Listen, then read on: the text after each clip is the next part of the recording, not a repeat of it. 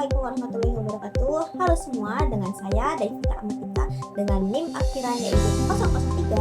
Nah, pada video kali ini saya akan melakukan tugas 3 yaitu pembuatan DHCP dan juga DNS pada mata kuliah Administrasi Jaringan Komputer.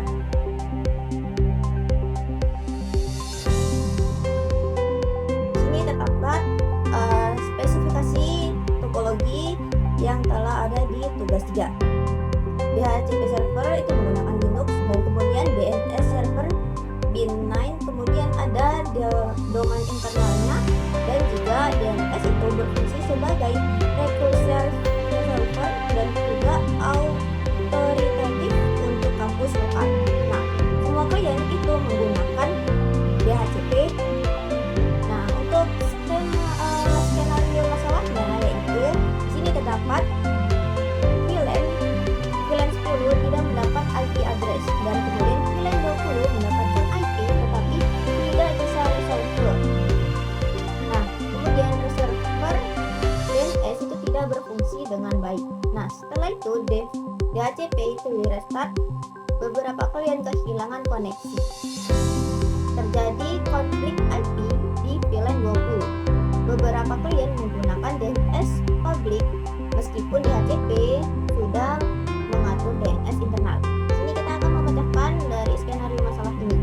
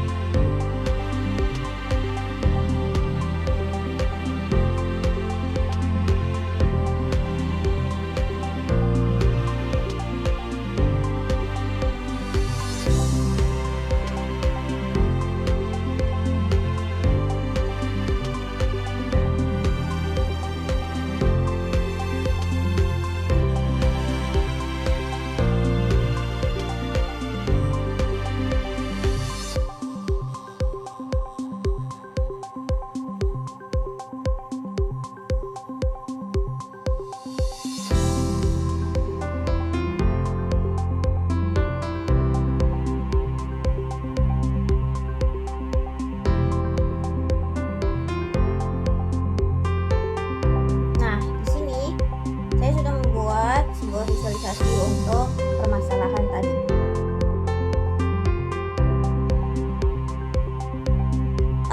Untuk contoh topologinya yang didapat dari permasalahan tadi itu kira-kira seperti ini. Di sini terdapat VLAN 10 dan kemudian VLAN 20 untuk live dan VLAN 30 untuk server.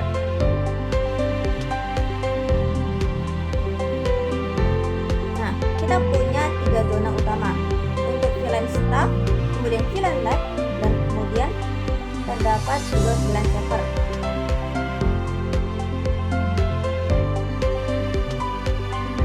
Permasalahannya yaitu VLAN 10 itu tidak dapat IP, VLAN 20 tidak bisa akses domain kampus, dan juga ada laporan konflik IP.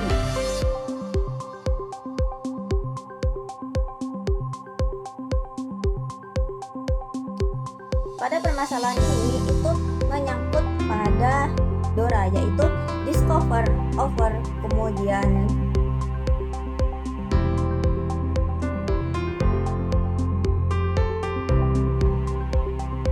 ini permasalahan tadi itu menyangkut pada DORA, yaitu discover, di mana pesan dari klien itu bersifat broadcast.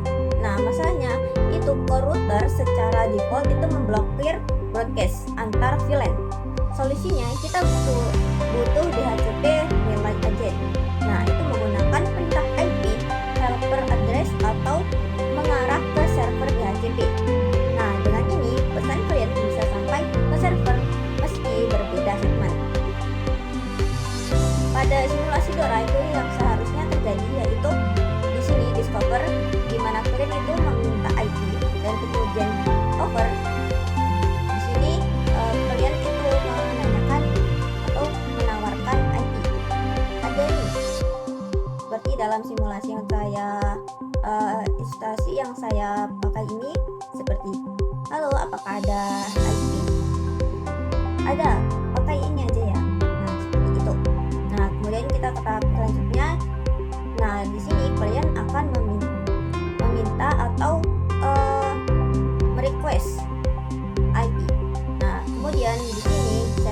akan mencatatnya. Seperti itu yang harusnya terjadi. Tapi permasalahan di sini itu VLAN 10 itu tidak bisa mendapatkan IP dari VLAN 30 di server karena sambungannya itu terputus di bagian sini. Jadi tidak mendapatkan IP. Oleh karena itu selanjutnya untuk masalah selanjutnya yaitu muncul log no free list. Ini artinya pool IP kita sudah habis. Nah, solusinya itu kita dapat menggunakan flash time untuk jangka pendeknya. Nah, IP ini tidak menggantung lama. Nah, untuk jangka panjangnya itu bisa memperluas subnet. Seperti kita di sini menggunakan subnet 24. Nah, jadi kita bisa perbesar menjadi 23 seperti itu untuk lebih banyak usernya.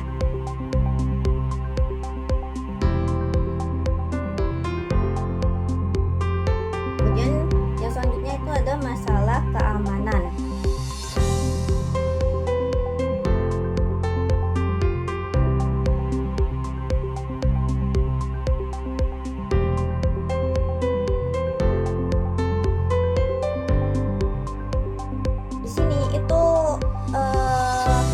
Harus hati-hati dengan random DHCP server yang bisa menyebabkan konflik IP dan pencurian data.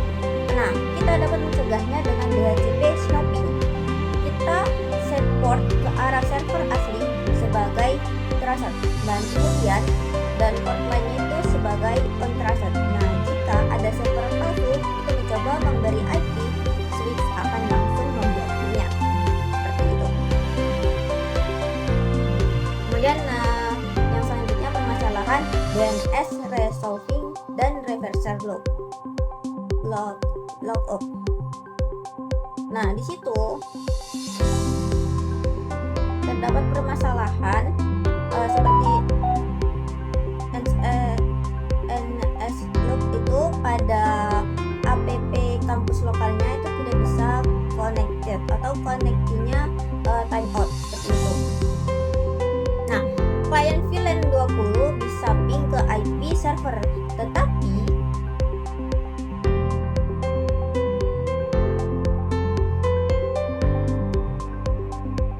itu aksesnya gagal. Di sebelah sini itu bisa ping, tetapi itu aksesnya gagal. Jadi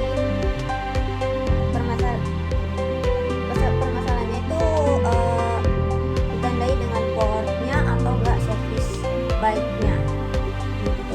Selain itu, kita perlu memperbaiki reverse logoutnya dengan menambahkan GTR record. Nah, ini agar IP itu bisa dikenali kembali sebagai nama domainnya.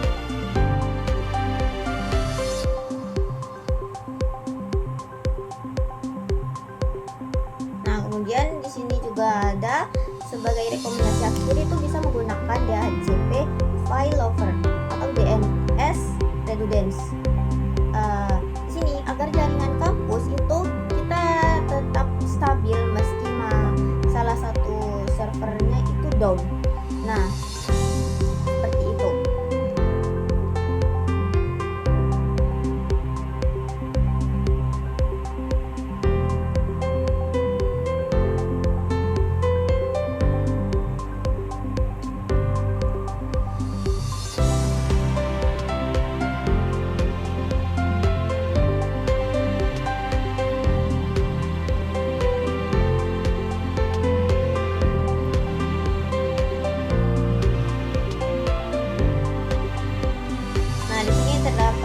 Tentang DHCP. Satu, yaitu menjelaskan proses lengkap DHCP DORA dan identifikasi di tahap mana kegagalan dapat terjadi sehingga VLAN 10 tidak mendapatkan IP. Dan kemudian DHC yang nomor 2 yaitu DHCP server berada di VLAN 30. Nah, jelaskan mekanisme teknis agar VLAN 10 dan VLAN 20 tetap bisa memperoleh IP secara otomatis. Sertakan konsep dan juga istilah tekniknya. Kemudian temukan log berikut seperti kode pada discovernya.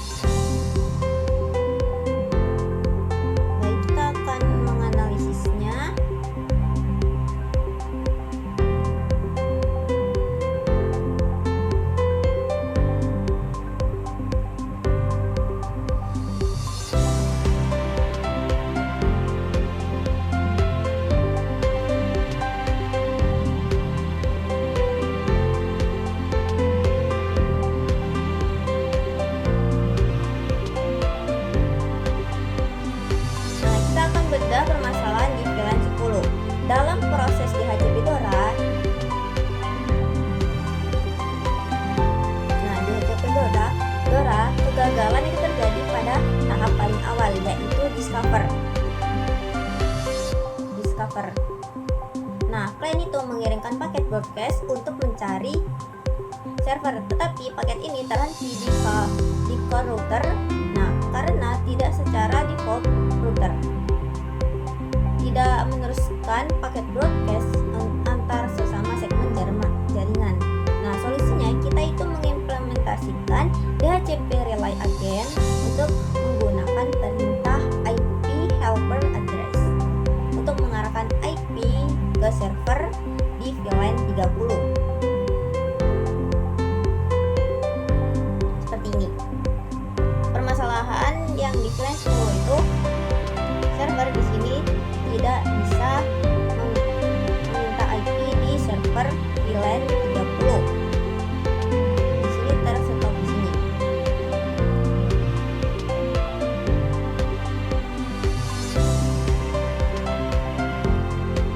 Kemudian selanjutnya, nah, log itu no free releases. Nah, ini analisisnya itu seperti pool IP pada server itu sudah habis terpakai semua.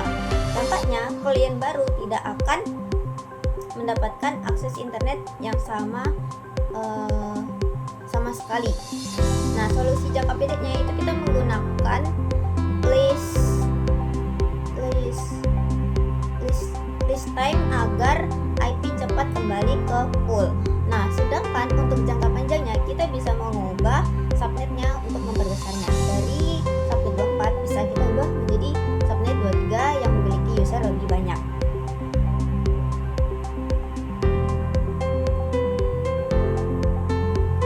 Kemudian kita perlu memberikan jembatan pada server antara VLAN 10 ke VLAN 30 seperti ini.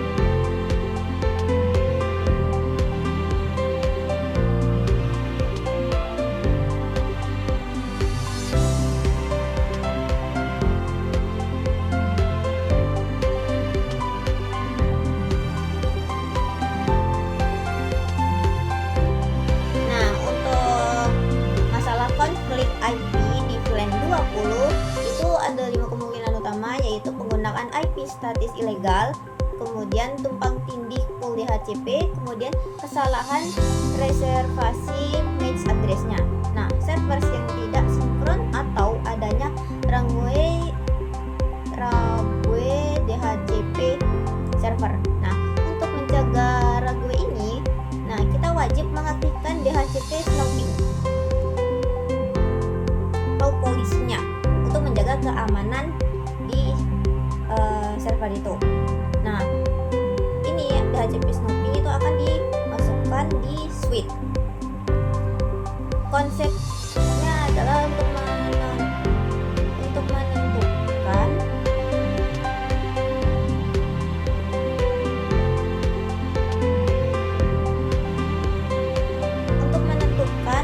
trusted port hanya pada jalur menuju server resmi, sehingga server palsu itu mencoba menusukkan IP akan langsung diblokir oleh switch itu.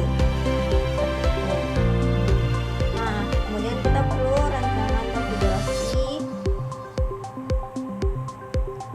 untuk soal nomor 6-nya.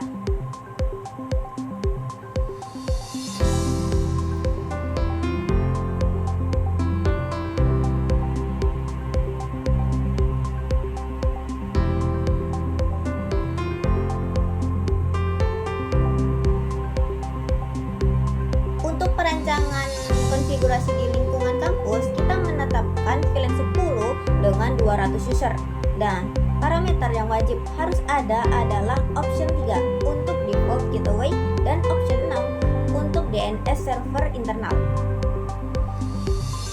Khusus untuk printer, kita menggunakan IP reservation agar alamat IP-nya tetap statik dan tidak berubah meski masa sewa itu habis.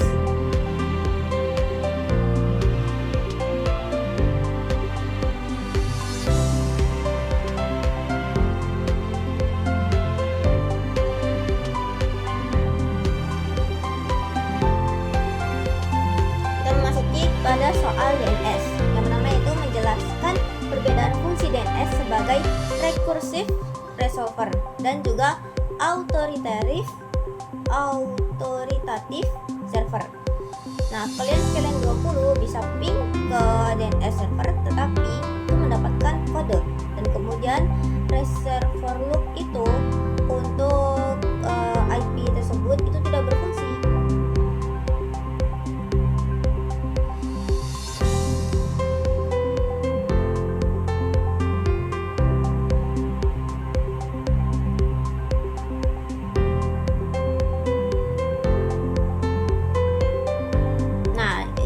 Seperti ini.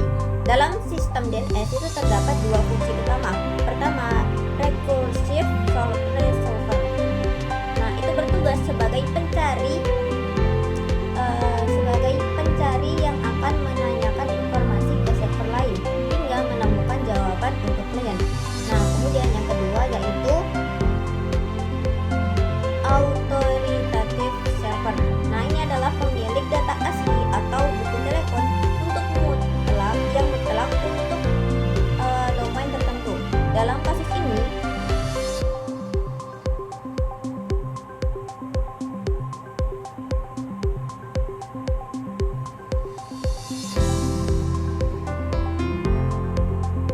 authoritative server itu adalah pemilik data asli atau buku telepon untuk domain tertentu. Dalam kasus ini adalah seperti kampus lokal ini. Nah, masalah pada VLAN 20 di mana klien itu bisa ping IP DNS tapi timeout saat NS loop. Nah, menunjukkan bahwa service by night itu mungkin belum aktif atau portnya itu terblokir oleh firewall. Seperti itu.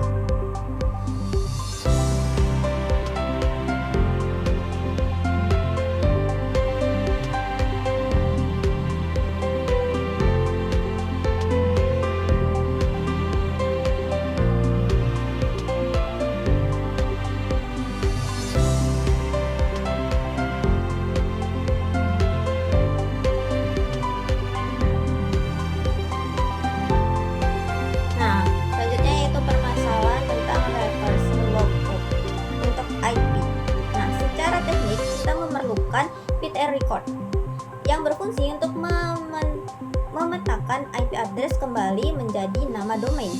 Nah, kebalikan dari a record, kita harus menyusun reverse zone dengan format seperti yang ada pada masalah itu, dan kemudian contoh format itu yang benar dalam file zona itu menyertakan angka terakhir IP diikuti oleh instruksi PTR dan nama domain tujuan.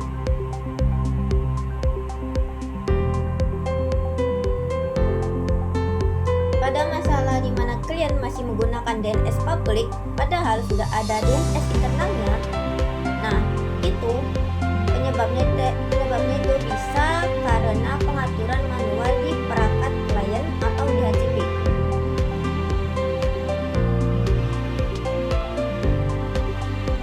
Nah, dimana itu berbeda dengan yang ada di sini.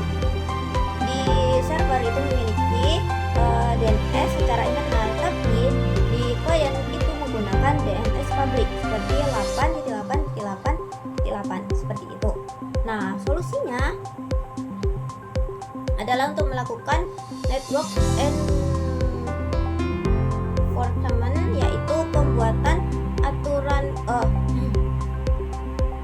Nah, solusinya itu yaitu membuat aturan firewall yang memblokir semua akses keluar pada port kecuali dari IP DNS server internal kita.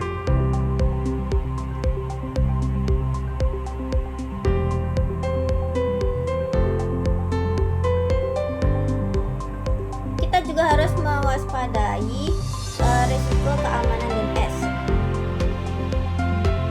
atau manipulasi data. Itu bisa dimitigasi dengan DNS SSID. Untuk mencegah zona transfer itu tidak sah, kita harus membatasi akses hanya untuk server sekunder yang terpercaya.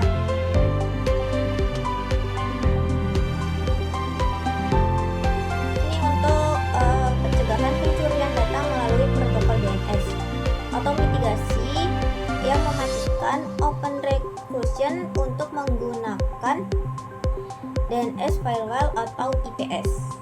itu.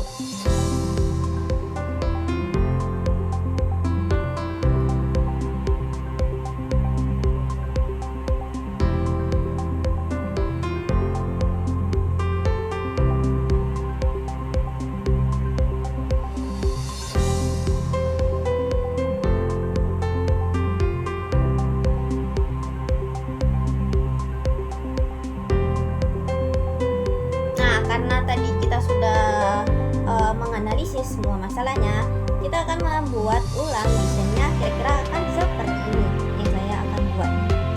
Sekarang kita akan memasuki pembuatan topologi jaringan sesuai dengan seperti yang ada di ini.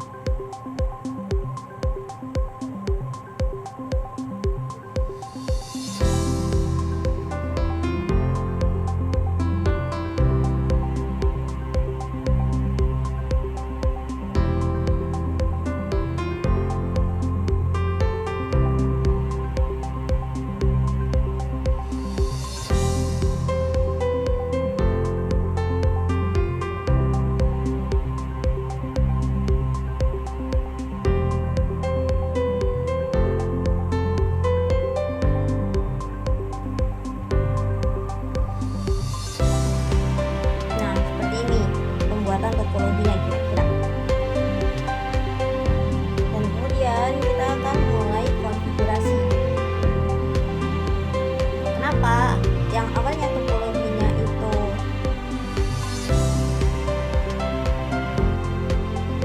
seperti ini itu menjadi seperti ini? Yang awal topologi itu seperti ini menjadi seperti ini. Dapat saya analisis di mana VLAN 10 ini tidak dapat masuk ke bagian VLAN 30 itu karena akses di sini itu tidak ada atau tidak dijadikan mode trunk. Jadi itu lebih sulit dan tidak mendapatkan jembatan untuk akses dari VLAN 10 ke VLAN 30. Jadi saya membuat topologi seperti ini itu agar dari VLAN 10 itu akan masuk ke bagian di sini di switch lantai 3 ini, dan itu akan langsung disalurkan ke VLAN 30 bagian server seperti itu. Sekarang kita akan mulai konfigurasi.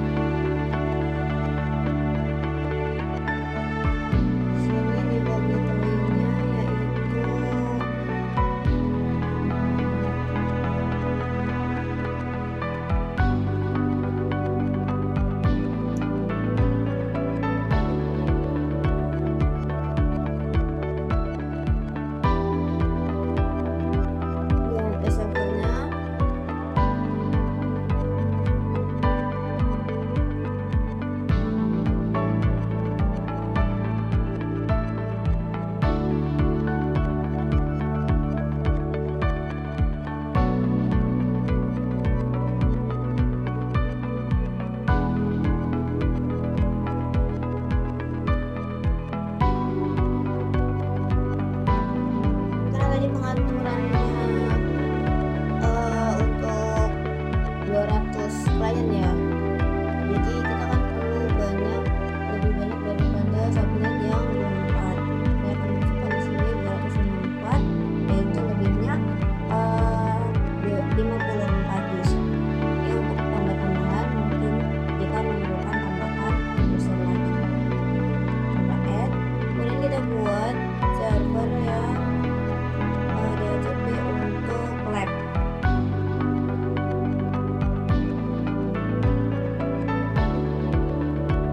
IP-nya 20, ini juga 20.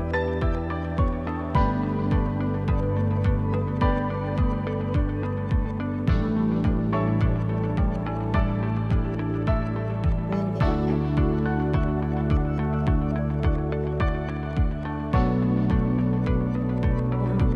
Di sini ketahuan ya berapa anunya. Dan kita ke bagian DNS. DNS kita on kan, kemudian kita bagaimana alamat DNS, yaitu app kampus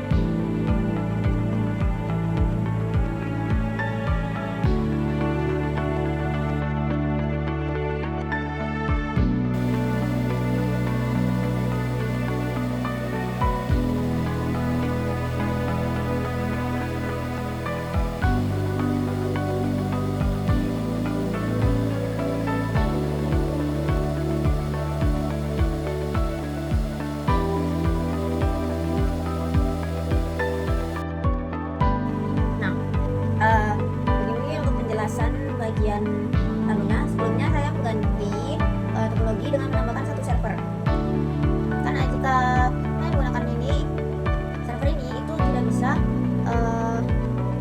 membagikan IP DHCP. Jadi saya menggunakan satu server untuk DHCP dan satu lagi untuk DNS seperti itu. Dan alhamdulillah IP untuk DHCP pembagian ke VLAN 20 itu telah berhasil, sudah terlihat, dan kemudian ke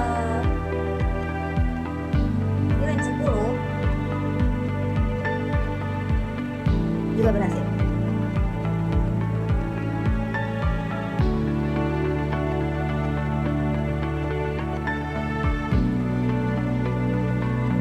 Mari kita coba untuk testing apakah juga akan berhasil.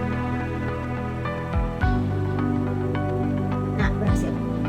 Dan kita akan coba untuk telepon.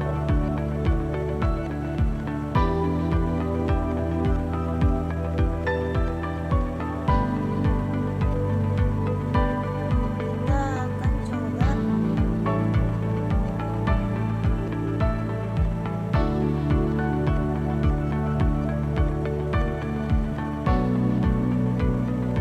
ini untuk melihat MS Lookup app kampus lokal, apakah itu juga berhasil. Kita akan coba ke sini.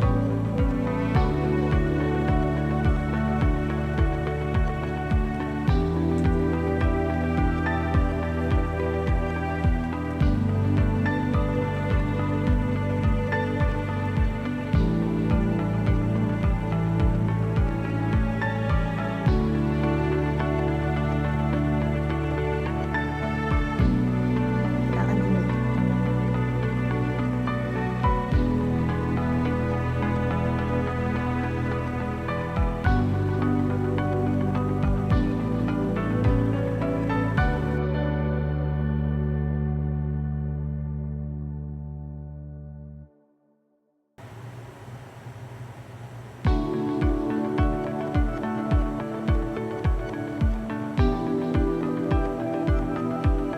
Nah, di sini sudah terlihat ya.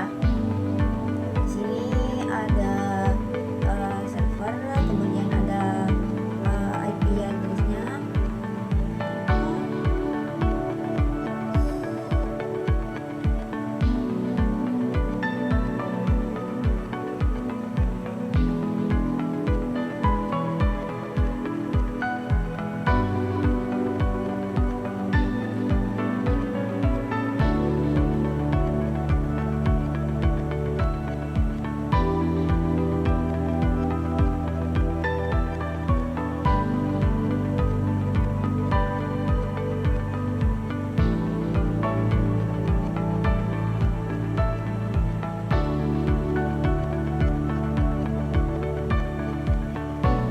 Baik, ini sudah selesai dan ini sudah sukses, maka berarti konfigurasi ini sudah berhasil. Baik, cukup sekian untuk video kali ini, kurang lebihnya mohon maaf. Wassalamualaikum warahmatullahi wabarakatuh.